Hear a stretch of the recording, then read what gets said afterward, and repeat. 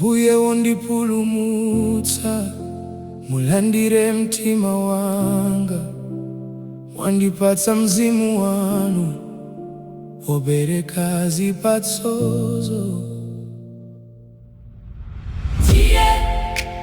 Ndiye mzimu wakuyera, atipatsa ife makhalidwe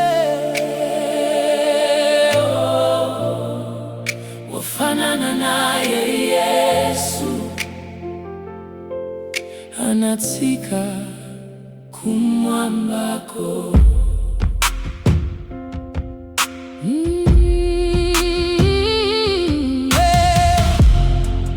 Naye mzimu ndiphunzitse kukondwera ntsiku zonse, ndikukhala ndimtendere osadera tunkawa iye.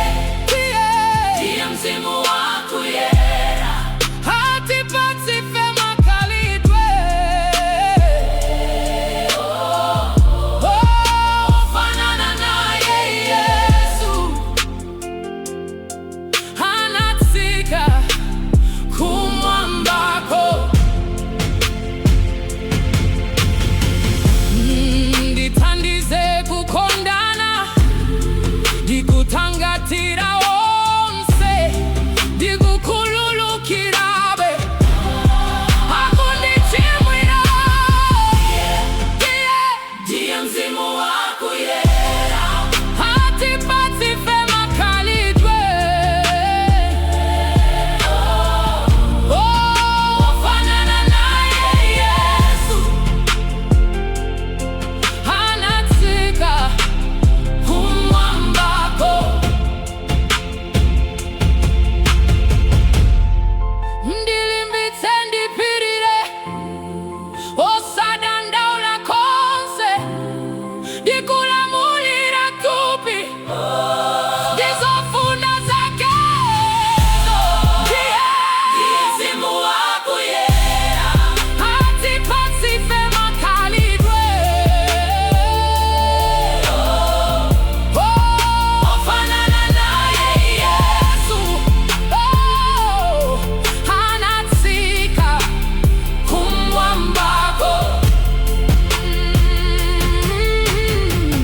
Kutirala ndikufatsa, inde zonse muzikonda, imphunzitse pondipatsa mzimu wanu woyera.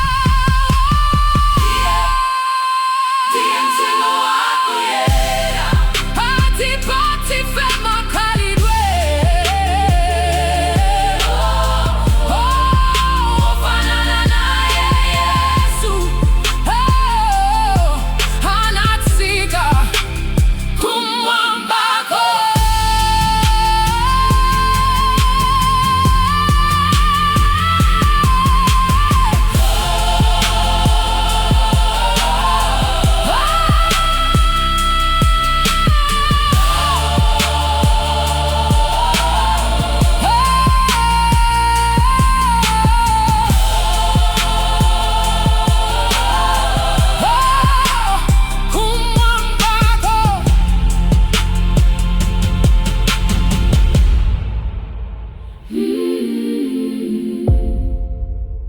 Ndiye mzimu wakuyera, atipatsa ife makhalidwe wofanana naye Yesu, anatsika kumwambako.